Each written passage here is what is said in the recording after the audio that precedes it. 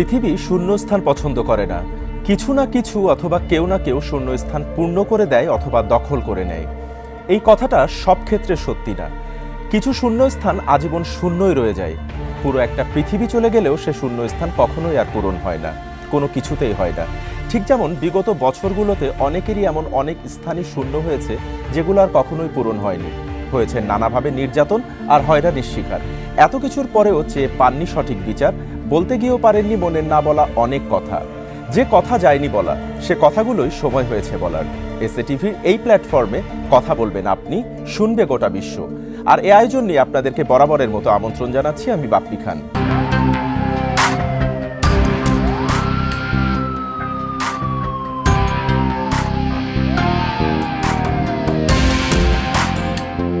আজ আমাদের সাথে কথা বলার জন্য আমন্ত্রিত অতিথি হিসেবে স্টুডিওতে উপস্থিত রয়েছেন স্বাধীন বাংলাদেশের প্রথম আর্টিলারি রেজিমেন্টের প্রতিষ্ঠাতা লেফটেন্যান্ট কর্নেল আব্দুল আজিজ পাশার সহধর্মিণী এবং আরেক আলোচিত সাবেক মেজর বজলুল হুদার ছোট বোন মাহফুজা পাশা। আমরা কথা বলবো তার সাথে, তার মুখ থেকে জানবো বেশ কিছু অপ্রিয় সত্য এবং একই সাথে তার এবং তার পরিবারের সাথে ঘটে যাওয়া বেশ কিছু হৃদয় বিদারক কথা। মাহফুজা পাশা, আমি শুরুতে আপনাকে স্বাগত জানাচ্ছি আমাদের স্টুডিওতে। কেমন আছেন? জি, আসসালামু আলাইকুম। আলহামদুলিল্লাহ, ভালো আছি। আমি আপনার কাছে আসলে বলার মতো অনেক কিছুই রয়েছে আপনার, যেহেতু আমি আপনার যে পরিচয়টা শুরুতে দিলাম যে আপনার স্বামী লেফটেন্যান্ট কর্নেল আজিজ পাশা, মেয়ে আফসানা পাশা, আপনার ভাই মেজর বজলুল হুদা, এই তিনজনই আপনার বক্তব্য অনুযায়ী ভারত এবং শেখ হাসিনা কিংবা শেখ পরিবারের চরম জিঘাংসার শিকার। যে কথাগুলো মূলত বলার জন্য আজকে আপনি আমাদের স্টুডিওতে এসেছেন। তো আমি শুরুটা করতে চাই আপনার ভাই যিনি মেজর বজলুল হুদা রয়েছেন তাকে দিয়ে। 1975 সালে শেখ মুজিবুর রহমানকে হত্যার দায়ে তার ফাঁসির রায় কার্যকর করেন তার কন্যা সাবেক প্রধানমন্ত্রী শেখ হাসিনা। এবং 75 সালে আমি একদম শুরুতে আপনার কাছে যেটি জানতে চাই যে 75 সালে শেখ মুজিবুর রহমানকে হত্যার মতো এত বড় একটি ঘটনার সাথে উনি সেই সময় জড়িত ছিলেন। তখনকার আপনার বয়সটা নিশ্চয়ই অনেক কম, আমি তখনকার কথাটাও জানতে চাই আপনার যতটুকু মনে আছে। এবং একই সাথে জানতে চাই 28শে জানুয়ারি 2010 সালে ওনার যে ফাঁসির রায় কার্যকর করা হয়েছিল, এই 28শে ফেব্রুয়ারি 2010-এ কি হয়েছিল আমি সেটিও জানবো। তার আগে জানতে চাই 1975 সালের ঘটনাটি।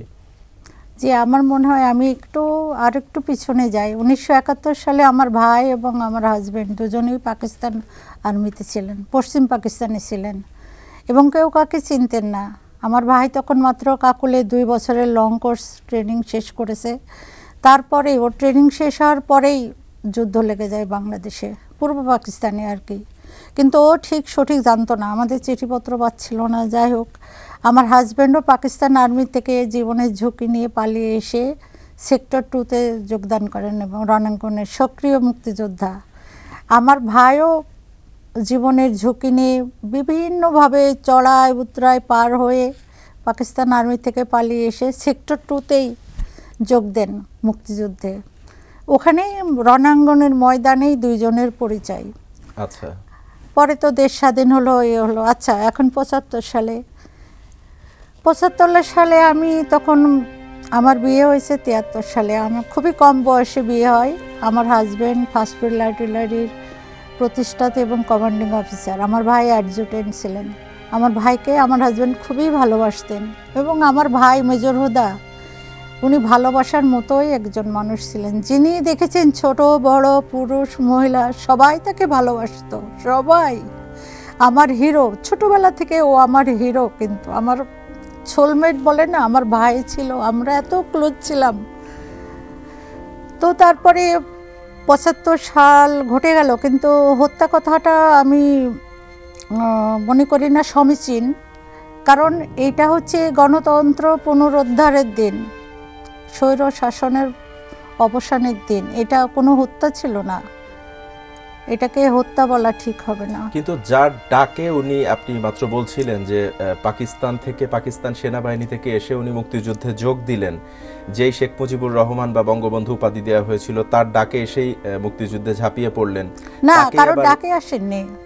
আচ্ছা, ওনারা নিজের বিবেকের তাড়নায়। আমার ভাই বলছে যারা আমার দেশের মানুষকে খুন করছে আমি সেই দেশে চাকরি করব না। ওদের তো কমিশন পেয়ে গেছে, আমার হাজব্যান্ড সিনিয়র ক্যাপ্টেন, ওদের তো আরাম আয়েশের জীবন তখন। ও 2 বছর আমার ভাই লং কোর্স মাত্র শেষ করছে এপ্রিলে, তারপরেই পালিয়ে এসছে। ও কিন্তু কখনোই শান্তি পায়নি জীবনে, একটার পর একটা। মানে ধানমন্ডির 32 নম্বরে সেদিন যে ঘটনাটি ঘটেছিল, আপনার হ্যাঁ, আমি ভাই দেখিনি, ছিলেন তবে সেখানে। শুনলাম জি, আমার ভাই সন্ধ্যাবেলায় আসলেন 15 আগস্ট নাকি 16 আগস্ট, পরের দিন হলে 16 আগস্ট। 16 আগস্ট 15 আগস্ট ওনাকে হত্যা করা হয়েছিল বা ওনার না, বাড়িতে এটা সপরিবারে উনি। স্বৈর শাসককে উৎখাত করা হয়েছিল। হত্যা আচ্ছা। কথাটা আমি মনে করি না এটা একমত না। সঠিক। আচ্ছা, একমত না, এটা সবারই হাউস। এটা স্বৈর শাসক একজন, যেভাবে আমরা রোমানিয়ায় দেখেছি চশেস্কুকে 5 মিনিটে বিচার করে ফায়ারিং স্কোয়াডে, কিন্তু কেউ হত্যা বলে না এটাকে। সবাই আমাদের সেদিন দেশে মানুষ বলা হয় যে বঙ্গবন্ধুকে না, সপরিবারে হত্যা, যেটা তাহলে মানুষ মিষ্টি খেলো কেন? সারা বাংলাদেশ ব্যাপী মিষ্টি খেলো কেন? এত বিজয় উল্লাস করলো কেন? আমরাও দেখেছি। আমরা তখন ঢাকা ক্যান্টনমেন্টে স্টাফ রোডে বাসা ছিল, আমরাও অল্প অল্প দেখেছি, কিন্তু বাইরের থেকে যা শুনেছি, বাইরে ক্যান্টনমেন্টের বাইরে যদি হত্যাই হতো তো সবাই তো কাঁদতো, প্রতিবাদ করতো। একটা মানুষ মাঠে নামেনি কেন? কেন মিষ্টির দোকানে মিষ্টি শেষ হয়ে গেছিল সেদিন? এতেই আপনি বললেন এটা হত্যা ছিল না, এটা গণতন্ত্র পুনরুদ্ধারের দিন। স্বৈরশাসক কতকে চশেস্কুর মতো, তারপরে কত যারা আছে হিটলারের মতো, উনি তারপরে উনি যে সবকিছুকে- বাসায় এলেন আপনি বলছিলেন যে- হ্যাঁ, সন্ধ্যায় আমার ভাই, আমার হাজবেন্ড আসেননি। আমি জানতাম না অ্যাকচুয়ালি যে কে এর মধ্যে জড়িত বা ওরা যে আসেনি। এবং ডালিম ভাই এসে সাথে করে নিয়ে গেছে, মেজর ডালিম। হ্যাঁ, এবং নূর ভাই, কর্নেল নূর। আচ্ছা, তা আমি খুব আশঙ্কা যে এইসবে কি ওরা মানে পরে তো বুঝতেই পেরেছি, কারণ ওদের যে আলাপ আলোচনা এই ধরনের ডাইরেক্ট বলেনি, কিন্তু ওরা যে দেশের জন্য, দেশকে এভাবে চলতে দেওয়া যায় না, এই যা অবস্থা হয়েছিল ওই সময় সারা দেশে, তো এইসব যে করবে এটা আমার মাথায় কখনোই আসেনি। তবে আমার হাজব্যান্ড বলতো সবসময় তোমাকে অনেক শক্ত হতে হবে। তা আমি এটা বুঝতাম না, সে একটু বিপ্লবী টাইপের মানুষ, যেহেতু 71-এ পালিয়ে তো সবাই আসতে পারেনি, এত বড় ঝুঁকি। কয়জন অফিসার নিয়েছে বলেন? কত অফিসার পশ্চিম পাকিস্তানে আটকা এই পড়েছিল। ঘটনাটা 15 আগস্ট ধানমন্ডির 32 নম্বরে যে ঘটনাটা ঘটে গেল, এরপরে কি উনি দেশে ছিলেন না দেশের বাইরে না, চলে গেছেন? আমরা দেশেই ছিলাম। আচ্ছা, আমরা দেশেই ছিলাম। আমরা দেশের বাইরে চলে গেলাম 3 নভেম্বর 1975। সেদিন আসলে আপনার ভাই মেজর বজলুল হুদার সাথে কি হয়েছিল জেলখানায়, যেটি নিয়ে আপনি বেশ কয়েক জায়গায় কথাও বলেছেন 5ই আগস্টের পরে, সম্প্রতি আপনি কথাও বলেছেন, সেই ঘটনাটা আপনার কাছ থেকে একটু জানতে পুরো চাই। বিচার প্রক্রিয়াটাই ছিল অবৈধ, কারণ ইনডেমনিটি অ্যাক্ট যেটা ছিল সেটা যিনি বিচার শুরু করছে রক্তকেকু ডাইনি,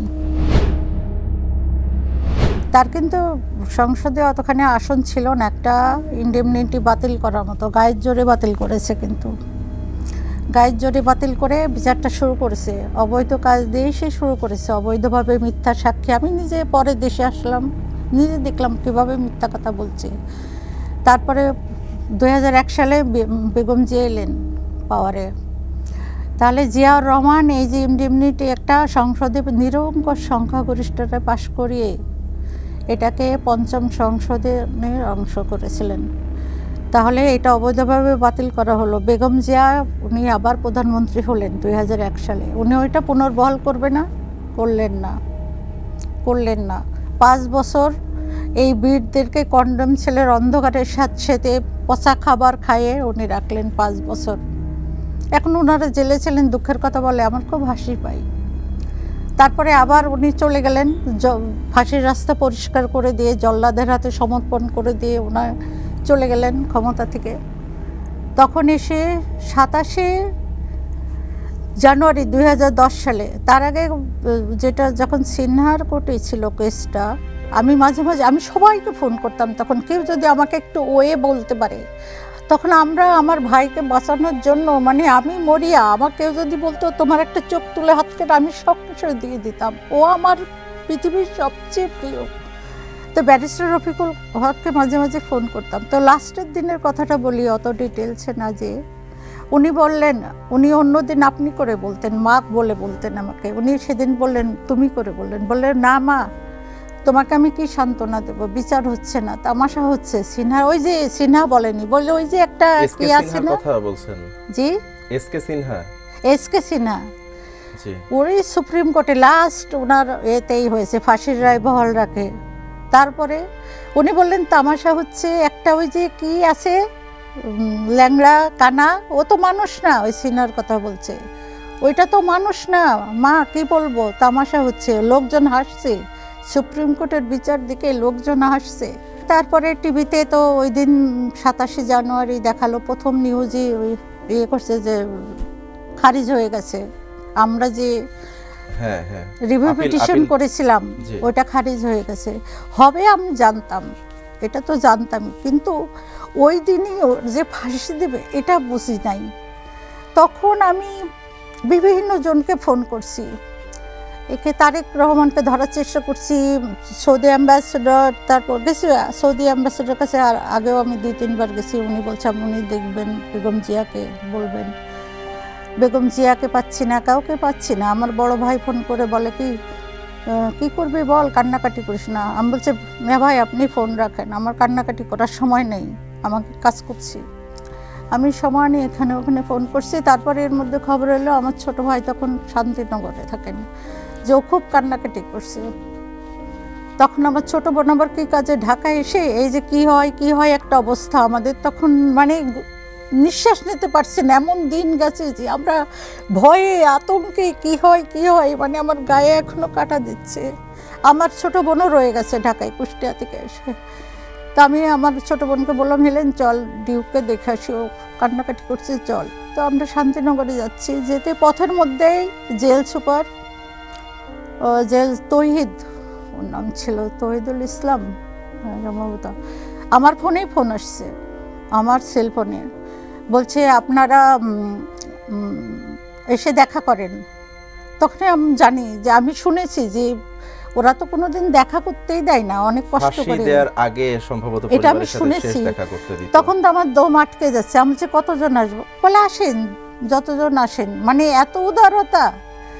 আমি তখন বুঝে নিয়েছি কি হতে যাচ্ছে। তো আমি শান্তিনগরে গেলাম, যে আমার ছোট ভাইয়ের বউকে, আমি তো কারো কোথাও তখন আর ফোন করার মতো অবস্থা আমার নেই, আমার ছোট ভাইয়ের বউকে বললাম সবাইকে জানা, আজকেই শেষ করে দিবে মনে হয়। আমি তো এটা চিন্তা করিনি যে আজকেই, তখনও আমাদের কিছু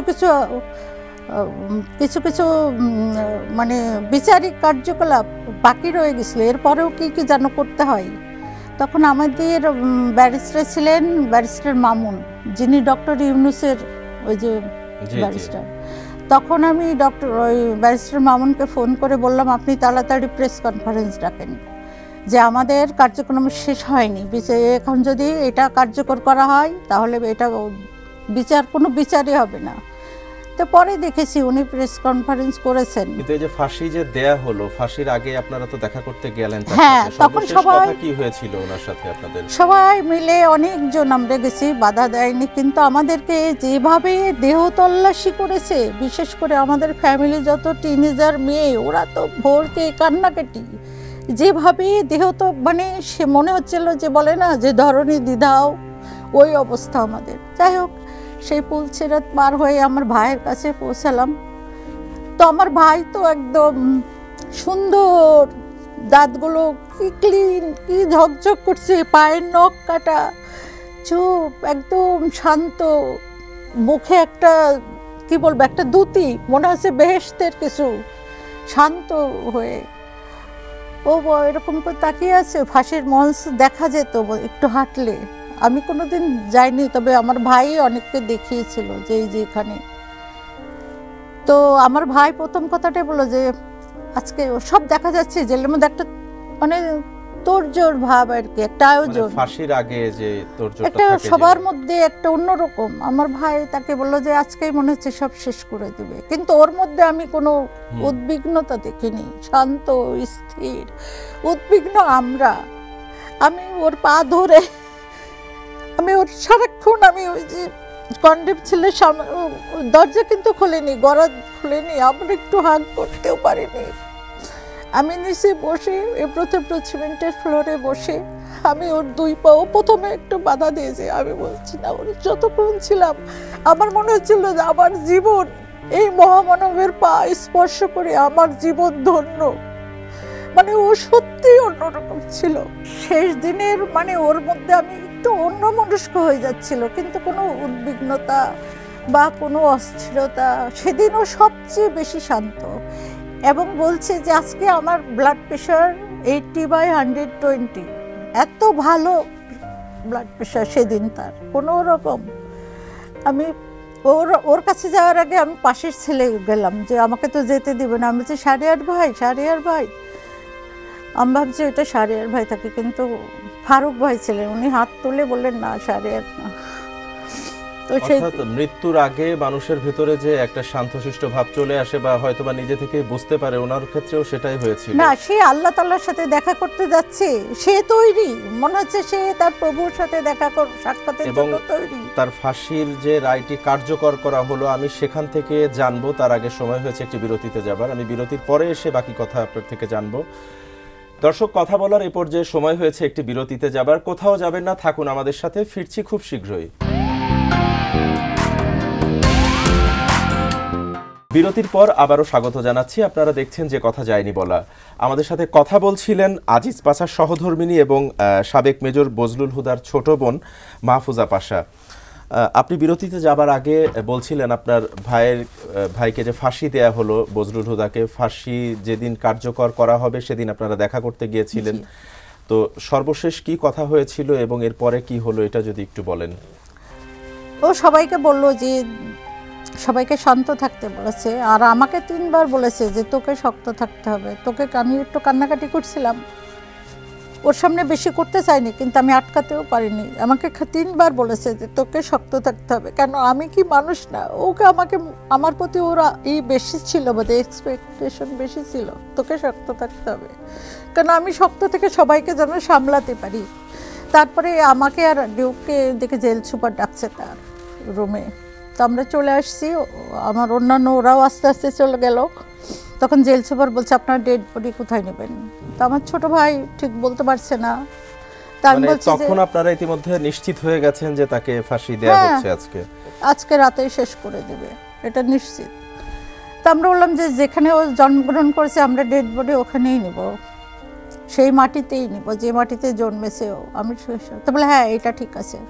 তখন বললো আপনারা রওনা হয়ে যান, আমরা অ্যাম্বুলেন্স বলে নাই, আমরা ডেড বডি পাঠাই দেবো আপনার গ্রামে, আপনারা রওনা হয়ে যান। তখন আমি তাড়াতাড়ি বাসায় ফিরলাম। বাসায় ফিরে ওই আমার ছোট ভাই এসে আমাকে তুলে নিয়ে, আরও আমার ভাইয়ের ছেলেরা ছিল, আমরা বাড়িতে রওনা হয়ে গেলাম। তারপরে কিছুক্ষণ পরে, আধা ঘন্টা পরে, আমরা পৌঁছানোর আধা ঘন্টা পরে মনে হয়, ঠিক 9টা 5 মিনিট আমার মনে আছে, যে দেখি হাজার হাজার সব পুলিশ র্যাব, মানে পুরো এলাকা ঘিরে রেখেছে, তাদের অস্ত্র মানুষের দিকে উদ্যত। তারপরেও মানুষ সুনামির মতো 6-7 লাখ মানুষ আসছে। ঝিনাইদহ থেকে দোকানপাট, স্কুল কলেজ অলরেডি অটোমেটিক্যালি বন্ধ হয়ে গেছে। মানুষ গাছের ডালে, মানুষ ঘরের চালে, মানুষ মানে এমন কোনো জায়গা নেই মানুষের নিচে জায়গা হচ্ছে না, সব গাছে উঠে পড়েছে, ঘরের চালে উঠে পড়েছে। তো 9টা 5 মিনিটে এসে আমার ছোট ভাইকে ডাকছে, ডেকে ওই অ্যাম্বুলেন্সে এক পুলিশ বদমাইশ আমার ভাইকে বলছে সই করেন, মানে কথার মধ্যে একদম মানে গ্রামের মোড়ল যেন সে, আমরা প্রজা, সে রাজা বাম এরকম। তো আমার ভাই সই করতে যাচ্ছে, আমি দৌড়ে যেয়ে বললাম ডিউক থাম, আগে দেখবো, আমরা ডেড বডি দেখবো। ডেড বডি হোক বা জীবিত হোক, ওইভাবে কেউ ঘাড় ঘোরাতে পারে না, মানে বডি সোজা, কিন্তু ঘাড়টা ঘোরানো, মানে এমন ভাবে। তখনই আমার মনে খটকা লেগেছে। আমি তো অত ভালো করে দেখতেও পারিনি, খালি দেখলাম হ্যাঁ আমার ভাই ঠিক আছে। ডেকে অ্যাম্বুলেন্সের ওখানে আসছি দরজার কাছে, তারপরে আর কিছু মনে নাই। আমার বড় ভাইয়ের ছোট ছেলে আমাকে কোলে করে বাড়ির ভেতর নিয়ে গেছে। পরে ওকে যখন নিয়ে উঠানে রাখলো, চৌকির ওপরে উঠানে, তখন দেখা গেল গলায় একটা ব্যান্ডেজের মতো। আচ্ছা, সেই ব্যান্ডেজটা উঁচু করে একটুখানি, আর রক্ত পড়ছে অনবরত গলা দিয়ে। অনেক পরে আমার এক মুরব্বী খালা বলে, উনি না জেনেই বলছেন কথাটা, যে শহীদের রক্ত কখনো জমাট বাঁধে না। তখন আমি বললাম তুমি খালা আপনি তো জানেন না আমার ভাইয়ের কী হয়েছে? বলে না জানি না। তো তো রাত 12টা 35 মিনিটে ওকে করছে, আর তখন ধরেন 10টা বা যখন করে নিয়ে যায় 2:30টার দিকে দাফন হয়েছে, তখন পর্যন্ত কিন্তু রক্ত। অর্থাৎ ওনাকে ফাঁসি দেওয়ার কথা, শেখ মুজিবকে হত্যার দায়ে ওনাকে ফাঁসি না দিয়ে জেলখানার মধ্যে হয়েছে। জি, তখনই আমি বলেছি, এবং করে কেটে নির্মমভাবে কেটে, ওই যে আমরা ছোটবেলায় গ্রামে দেখছি জেলেরা জাল বনে মোটা একটা সুতা ব্রাউন কালারের, জি জি, ওইটা দিয়ে ক্রস ক্রস করে সেলাই করে সেলাই দেয়া। রাখছে। ওরা তো বললো 5 মিনিটের মধ্যেই দাফন করতে হবে। তখন আমাদের ফ্যামিলির একজন রেগে গেল, বলল যে আপনি এটা কি বলেন, আমাদের মুসলিমদের কিছু রীতিনীতি আছে, 5 মিনিটে সম্ভব? বলে আমরা গোসল টোসল দিয়ে আনছে। মানে তারা এমন করছে এটা লুকানোর জন্য। সবচেয়ে ব্রিলিয়ান্ট, সবচেয়ে স্মার্ট অফিসার মেজর, বজরুল তখন হুদা। মনে হয় না 20শে জানুয়ারি 75 সালে 20শে জানুয়ারি ও মেজর থেকে ক্যাপ্টেন থেকে মেজর হয়েছে। আচ্ছা, তো মেজর বজলুল হুদা সবচেয়ে স্মার্ট, সবচেয়ে ব্রিলিয়ান্ট অফিসারকে মেজর বজলুল হুদা। ও 20শে জানুয়ারি। আরেকটা জিনিস আমি ক্লিয়ার করতে চাই, ও হয়েছে 20শে, আমি কোরোতে যে ফটো তুলে নিয়ে আসছি কবে ও মেজর হয়েছে, কিন্তু সাক্ষীরা কোর্টে বলছে যে 1975 সালে 16ই আগস্ট পুরস্কার স্বরূপ তাকে শাপলা পরিয়ে দেওয়া হয়। কত বড় মিথ্যা কথা! এরকম হাজার হাজার মিথ্যা কথা কোর্টে বলা হয়েছে। ভাইয়ের প্রসঙ্গ থেকে এবার একটু যেতে চাই আপনার স্বামীর প্রসঙ্গে। আপনার স্বামী যিনি আজিজ পাশা, স্বাধীন বাংলাদেশের আর্টিলারি রেজিমেন্টের উনি প্রতিষ্ঠাতা লেফটেন্যান্ট কর্নেল ছিলেন, জি, এবং উনিও 71 সালের রণাঙ্গনের বীর মুক্তিযোদ্ধা ছিলেন আপনার ভাষ্য সক্রিয় অনুযায়ী, বীর যেটা আপনি মুক্তিযোদ্ধা। বলছিলেন কিছুক্ষণ আগে, এবং একজন লড়াকু সৈনিক যিনি পাকিস্তান সেনাবাহিনী থেকে পালিয়ে চলে এসেছিলেন আমাদের দেশে মুক্তিযুদ্ধে যোগ দেওয়ার জন্য, যেটি আপনি জি। বলছিলেন। তো এগুলোর পুরস্কার স্বরূপ 96 সালে ওনাকে অমানবিকভাবে নির্বাসিত করা হয়, এবং 2001 সালে আমরা যতদূর জানি যে বিনা চিকিৎসায় উনি মৃত্যুবরণ করেন। মানে ঠিক কি কারণে এবং ওনার সাথে কি হয়েছিল? না, আমার হাজব্যান্ডকে যেহেতু 15 আগস্টের ঘটনায় অভিযুক্ত করে ডেথ সেন্টেন্স দেয়, জি, এবং তখন আমরা রোমানিয়া থেকে, অর্থাৎ 15 আগস্টের যে শেখ মুজিবুর রহমানকে সপরিবারে হত্যার বিষয়ে কি আপনার হাজবেন্ডও জড়িত ছিল? জড়িত ছিল কিনা তাকে অভিযুক্ত করা হয়েছে? অভিযুক্ত করা হয়েছে এবং ডেথ সেন্টেন্স দেয় 15 জনকে, তার মধ্যে আমার হাজব্যান্ডও একজন, আমার ভাইও একজন। আচ্ছা, এখন কে কি একটা রেভলিউশনে কে কি করেছে না করেছে সেটা তো বিস্তারিত আমরা জানতে পারবো না। তো যাই হোক, আমরা 1995 সালের নভেম্বরে রোমানিয়া বুখারেস্ট থেকে যাই জিম্বাবুয়ে হারারেতে। ওখানে উনি ডেপুটি হাই কমিশনার ছিলেন। তো 29 বছরের চাকরি হচ্ছে 1996 সালে জুলাই মাস, 29 বছর পূর্ণ হয়েছে। একদিন অফিসে যেয়ে দেখে ওর জিনিসপত্র হাই কমিশনের সব নিচে পড়ে, রুম তালা মারা। তখন বলছে কি হয়েছে, যে রুমে কেন তালা? তো পিএ এসে বলে স্যার আপনার চাকরি নাই। হাই কমিশনার তখন major general Harun Ahmed Chowdhury high commissioner, উনি দেশে চলে আসার সময় হয়েছে, ওনার তখন 6 বছর হয়ে গেছে ওখানে। তারপর আমার হাজব্যান্ড হাই কমিশনারের দায়িত্ব পাবেন, কিন্তু তার মধ্যে এই ঘটনা।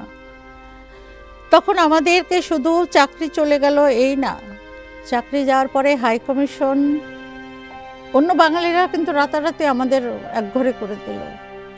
শুধু একঘরে করে তারা ক্ষান্ত হয়নি, আমাদের পিছনে আমাদের কি করে হয়রানি করবে।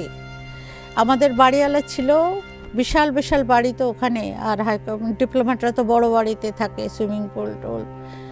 তাকে ড্রাঙ্ক, একটা ব্রিটিশ জিম্বাবুয়ান সবসময় হাতে বোতল থাকতো, কোনোদিন তাকে ড্রাঙ্ক ছাড়া আমি দেখিনি। তাকে ডেকে বলেছে যে তুমি ওদেরকে বের করে দাও, কারণ তার চাকরি নাই, তোমার বাড়ি ভাড়া দিতে পারবে না।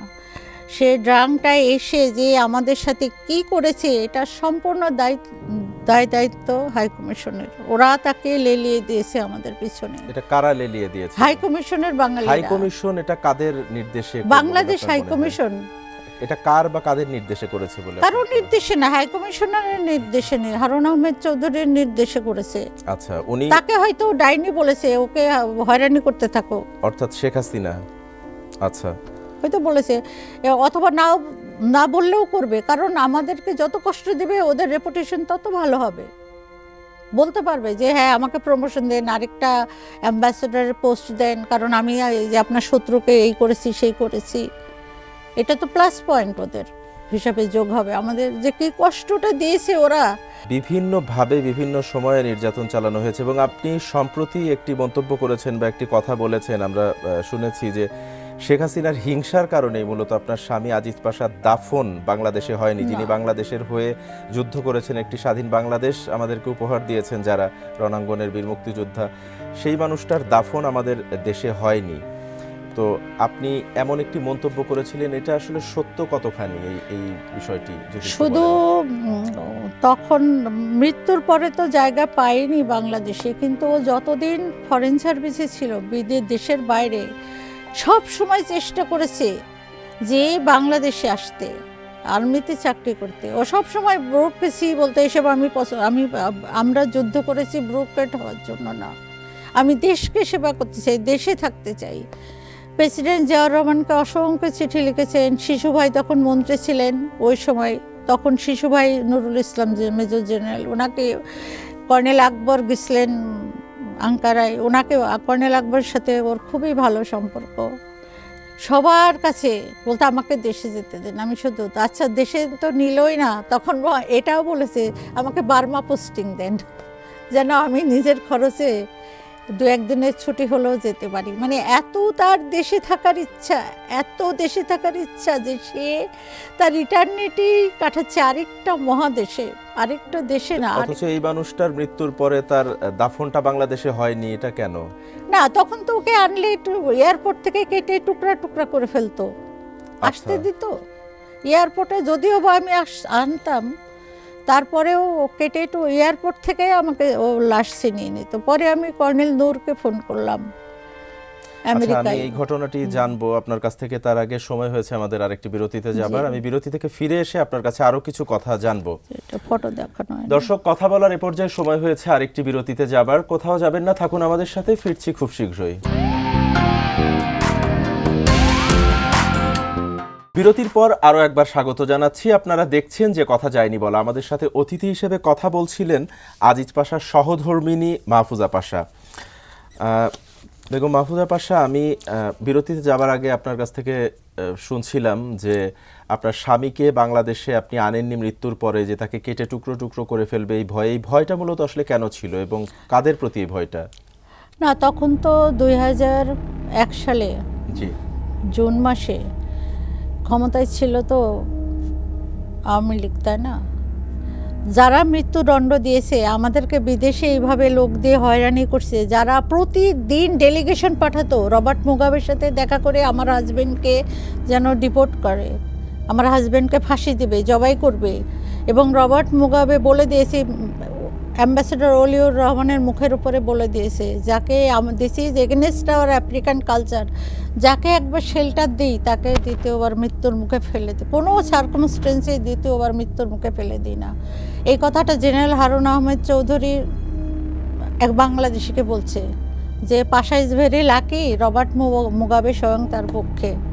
ওরা অনেক অনেক, তাহলে সে তার ডেড বডি যদি আসতো বাংলাদেশে কি হতে পারে, এটা তো সহজেই কল্পনা করা যায়। জনাব, আজিজ পাশার কোনো ছবি কি আপনার কাছে আছে কিনা, যদি একটু আমাদেরকে দেখান। এই দুইটি কত সালের ছবি? এটা হচ্ছে ও যখন মেজর ছিল, আচ্ছা, আর্মিতে ছিল, ইউনিফর্ম পরা, দেখছেন একটা শাপলা।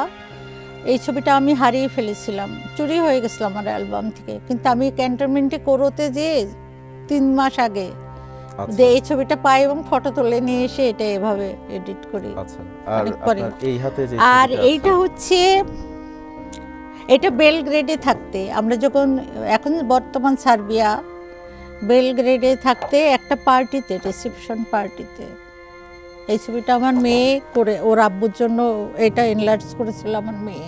আচ্ছা, আপনার এই যে মেয়ের কথাটি যে বললেন, আমি ওই প্রসঙ্গে একটু আসতে চাই যে 2023 সালের 5ই এপ্রিল খুব সম্ভবত, আমার যদি ভুল না হয়, আপনার জীবনের সাথে আরও একটি মর্মান্তিক ঘটনা যোগ হয়, যেটা আপনার জন্য অত্যন্ত বেদনাদায়ক। আপনি আপনার ভাইকে হারালেন, আপনার স্বামীকে হারালেন, এরপরে আপনার অবলম্বন ছিল আপনার মেয়ে, এবং আপনার মেয়ে আফসানা রোড অ্যাক্সিডেন্টে মারা যায়, কিন্তু আপনার অভিযোগ তাকে পরিকল্পিতভাবে হত্যা করা হয়েছে। এই বিষয়টা একটু পরিষ্কার না, এটা একা আমার অভিযোগ না, এটা যারা সবকিছু দেখেছে জানে, সবার প্রত্যেকেরই, এবং কতগুলো জিনিস মিলে যায়। কি হয়েছিল আসলে আফসানার সাথে? আসলে হয়েছে কি, 15 আগস্টের মাসুল আমার মতো কাউকে দিতে হয় না, হয়নি। বাংলাদেশে না, 15 আগস্টের না, জীবনে এত মাসুল দেশের জন্য আমি যত মাসুল দিয়েছি কাউকে দিতে হয়নি। আরও কি আছে সামনে আমি জানি না। 15 আগস্ট কিছুই না, আমার সুস্থ সবল 5 ফুট 7 ইঞ্চি লম্বা মেয়ে, পরীর রাজকন্যার মতো দেখতে, কেউ বিশ্বাস করতো না ও বাংলাদেশি। 1 ডজন ল্যাঙ্গুয়েজ জানতো। এই যে বই লিখেছে কিন্তু শেষ করে যেতে পারেনি, শেষ করে যেতে পারেনি বই, ওর অটোবায়োগ্রাফি। এই যে প্যারিসে যেখানে ইংরেজিতেই লেখা, হ্যাঁ ও তো বাংলায় পারতো ছোটবেলায়, পরে আর এই যে অনেক, এটা শেষ হয়নি। ও আসলে ওদিন কি হয়েছিল তার সাথে 5ই এপ্রিল, এই ঘটনাটা যদি একটু ও বলেন অফিসে গেল সকালবেলায়, যে মেয়ে বিদেশে ইউরোপিয়ান গাড়িতে আমেরিকান গাড়িতে বড় হওয়া মেয়ে সিএনজিতে ঢুকে আমার মেয়ে, সে ভাগ্যের এমনই দুর্ভাগ্য, আমরা কোনো, আমার হাজবেন্ড পেনশন পাইনি, প্লট পাইনি, কোনো সুবিধা কোনোখান থেকে পাইনি আমরা। আমি আর আমার মেয়ে দেশে আসার পরে ডাইনি রোশনালে পড়ার ভয়ে বন্ধু বান্ধব আত্মীয় স্বজন 2-1 জন বাদে সবাই আমাদেরকে ত্যাগ করেছে। সত্যি বলছি, আজকে আপনাকে সত্যি বলছি, আমার আত্মীয় স্বজনরা আমাদেরকে হেল্প করেনি। আমার মেয়ে ওই 30,000 টাকা বেতনে চাকরি করার মতো মেয়ে না, ওর বেতন হওয়া দরকার ছিল 3 থেকে 5 লাখ টাকা, অফিস থেকে গাড়ি দেবে। এত কোয়ালিফাইড মেয়ে কেন 30,000 টাকার জন্য, যেখানে 15,000 16,000 টাকা সিএনজি ভাড়ায় চলে যায়। আমার কাজের বুয়াও এর থেকে বেশি ইনকাম করে, কেউ আমাদের হেল্প করেনি। আমি দেশের কাউকে ক্ষমা করবো না, আমার হাজবেন্ডের সব বন্ধু বান্ধব সব ত্যাগ করেছে। আমি যখন হাঁটতে যেতাম সন্ধ্যার পরে মাগরিবের পরে, আমার সাথে চেনা জানা যাদের সাথে ক্যান্টনমেন্টে থেকেছি তারা হাঁটতো না, আমাকে দেখলে দূরে চলে যেত। একসময় এত ক্লোজ, হাঁটতো না। অ্যাক্সিডেন্টটা কিভাবে হয়েছিল তার? অ্যাক্সিডেন্টটা হলো এবং পরিকল্পিত এটা কিভাবে ছিল, এই ঘটনাটা একটু শুনতে চাই আসলে আপনার মুখ থেকে। ওর বস আব্দুল কাদের জড়িত, কারণ আচ্ছা। সে আমার বাসার কাছে আসছিল, নেয়নি, বলছে আমি যে কেন, পরে বলেছি যে কেন নিলে না, আমার মেয়েকে আমার বাসার কাছে আসছে, বলে না আমার সাথে সরকারি মেহমান ছিল একটা জয়েন্ট সেক্রেটারি, ও আসছে প্রতিনিধি হয়ে, এজেন্ট। আমার মেয়ের মৃত্যু নিশ্চিত হয়েছে এইটা জেনে ওকে ওখানে রিপোর্ট করতে হবে, এবং কখন ছুটি হয়, কোথায় অফিস, কীভাবে সব কিছু। আব্দুল কাদের ওর বস, যে অফিসের বস ইউনিসাটের, সে সব ইনফরমেশন দিয়েছে। হয়তো তাকে লোভ দেখানো হয়েছে, বিশাল প্রজেক্ট দেবে, অনেক কিছু দেবে, কারণ তার কথাবার্তা সব কিছু সন্দেহজনক। আমি পুরা লিখেছি একটাতে, কেন অফিসে সিসি ক্যামেরা নষ্ট করে রেখেছে। তারপরে সে আমার মেয়ের সাথে সাথে বের হয়নি, আমার মেয়ে যখন সিএনজি দাঁড় করিয়ে রেখেছে অফিসের সামনে। কোনোদিন সিএনজি আগে থেকে ওখানেই ছিল, ওখানে কোনোদিন 3-4 বছর চাকরি করেছে, সিএনজি ওই দিন দাঁড় করা ছিল। অর্থাৎ সিএনজি ড্রাইভার যে ছিল সে ওই জড়িত পরিকল্পনার অংশ ছিল, একজন সেও কিন্তু জড়িত। এজাহার লেখা হয়েছে সম্পূর্ণ উপরের দেশে, তখন ওই আমল তো আওয়ামী লীগ আমল, সম্পূর্ণ ভুল এজাহার লেখা হয়েছে, ভুলভাবে কেস চলছে। আমি ন্যায় বিচার কিভাবে পাবো বলেন? এটাকে সঠিক তথ্য বের করে সঠিক পথে আসল ক্রিমিনালদের শাস্তি হলেই না আমি ন্যায় বিচার পাবো। সিএনজিতে ধাক্কা দিয়েছিল আসলে, মানে ধাক্কা, অ্যাক্সিডেন্ট হলে একটা ধাক্কা দেয় তাই না, তারপর থেমে যায়। আমার মেয়ের সিএনজিকে ধাক্কা দিতে দিতে দিতে উত্তরা ওই যে এয়ারপোর্ট রোডে ডিভাইডার, আপনি দেখে থাকবেন, কংক্রিটের ডিভাইডার অত্যন্ত মজবুত, সেই ডিভাইডার ভেঙে ফেলছে। তারপর সিএনজিকে ওই শ্যামলী পরিবহনের বাসের নিচে নিয়ে গেছে। আর ওই বাস কেন ওখান দিয়ে যাচ্ছিল, কোনো প্যাসেঞ্জার ছিল না, ওটা কিন্তু প্যাসেঞ্জার বাস, কিন্তু আমার মেয়েকে মারার জন্যই ওই দিন কোথাও ছিল, কোনো প্যাসেঞ্জার ছিল না বাসে। এবং ওখানে একজন লোক দাঁড়ানো ছিল, মাথায় হেলমেট মাস্ক পরে, তখন কেউ মাস্কও পরে না। ড্রাইভার বের হলো, ভিডিও করছে পথচারীরা। ড্রাইভারের কিছু হয়নি, সে বেঁচে ছিল, কিচ্ছু হয়নি, তার আচরও লাগে। সেটা বিশাল দত্তর মতো বাস, আর এটা হচ্ছে ইঁদুরের খাঁচা একটা সিএনজি। সে বের হয়ে প্রথমে দেখলো আমার মেয়ে মারা গেছে কিনা, পথচারীরা আমার মেয়ের ভিডিও করতেছে, এইগুলো এসে গেছে অটোমেটিক, দেখে সে পালাবে, তখন দাঁড়িয়ে আগে থেকে উপস্থিত, যে সে ওকে দিক নির্দেশনা দিচ্ছে কিভাবে পালাবে। এইগুলি হলে কেন? আর যে এমন জায়গায় অ্যাক্সিডেন্ট করবে বেছে নিয়েছে, যে জায়গাটায় কোনো বিল্ডিং নেই, নিচে রেল লাইন, বিল্ডিং থাকলে তো সিসি ক্যামেরা থাকতো, বিল্ডিংয়ে ধরা সবকিছু দেখা যেত। আমার মেয়ে ইফতারি করতে বাসায় আসে, ইফতারি করতে পারেনি, আমার সাথে কোথাও দাঁড়াতো না। এত ভালো মেয়ে, কারোর নামে কষ্ট দিলেও বলতো না যে কাদের ঠকিয়েছে। ও রিজনা বলে ওর একটা কলিগ ছিল, এটা ছোটবেলার ছবি। ছোটবেলার ছবি। এত মিষ্টি একটা, শুধু বাইরে সুন্দর ছিল তা না, ওর মনের যে সৌন্দর্য সেটা বলে ওর কলিগই বলে যে আন্টি ও ফেরেশতা ছিল, মানুষ ছিল না। কোনো মানুষ এত ভালো হয় না, কোনো মানুষ এত ভালো হয় না। এই হত্যাকাণ্ডের সাথে, যে পরিকল্পিত হত্যাকাণ্ড, এর সাথে জড়িত কে বা কারা, আপনি এই বিষয়টা কি জানতে পেরেছেন? ওর আব্বাকে যেহেতু নিজে হাতে জবাই করতে পারেনি অথবা ফাঁসিতে ঝুলাতে পারেনি, সেই জন্য। কিন্তু আমি এটা আমার মাথায় ছিল না, আমি ভাবতাম আমাকে মারতে পারে, কিন্তু আমার মেয়ের দিকে যে নোংরা হাত বাড়াবে আমি কখনো কল্পনায় আসিনি। আসা উচিত ছিল, কেন আসেনি আমি জানি না।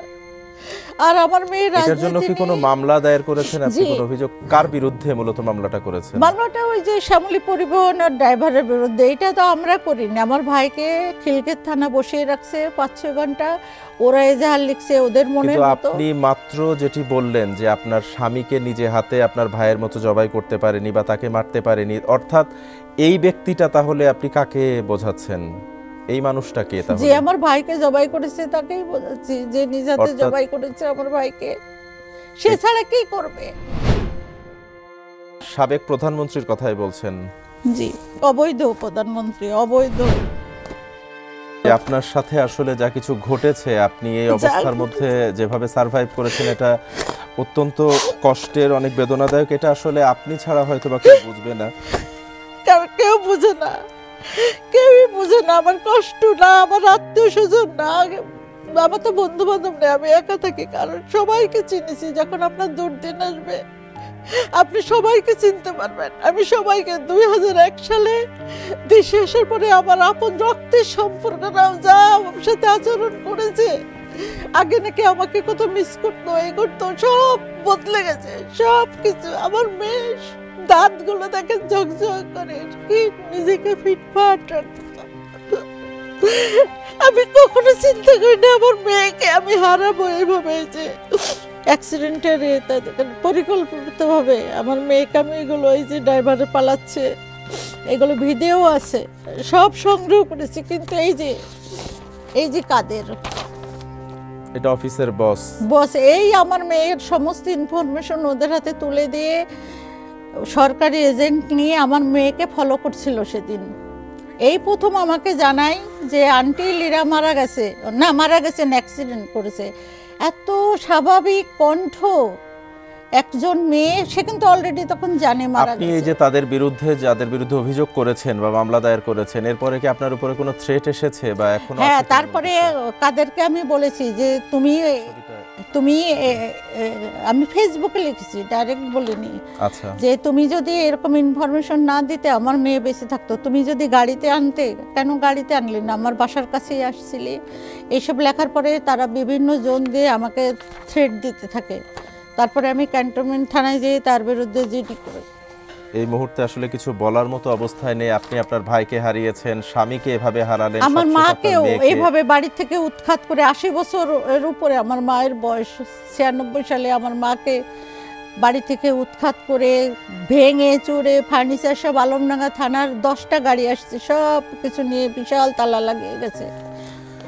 মিসেস মাহফুজা পাশা, আমি আসলে অত্যন্ত দুঃখের সহিতই বলছি আপনাকে যে আমাদের সময় একদম শেষের পর্যায়ে, আমরা একদমই শেষ পর্যায়ে চলে এসেছি। আমি এত ঘটনা যে আপনি বললেন, আপনি এত খারাপ অবস্থার মধ্যে দিয়ে গেছেন, এত নির্যাতন সহ্য করেছেন, আপনার পুরো পরিবারের উপর দিয়েই যে নির্যাতনের স্টিভ রোলার চালানো হয়েছে, এত কিছুর পরেও আপনি এখনও সুস্থ আছেন, বেঁচে আছেন, অনেক কষ্ট যন্ত্রণা নিয়ে নিশ্চয়ই আপনি এখনও পৃথিবীতে টিকে আছেন। আমি সবশেষ যদি আপনার কাছে জানতে চাই যে বর্তমানে অন্তর্বর্তীকালীন সরকার রয়েছে দেশে, একটি 5ই আগস্টের পরে আমরা সবাই জানি যে একটি স্বাধীন দেশ, নতুন করে আবার সব কিছু মানুষ স্বপ্ন দেখছে।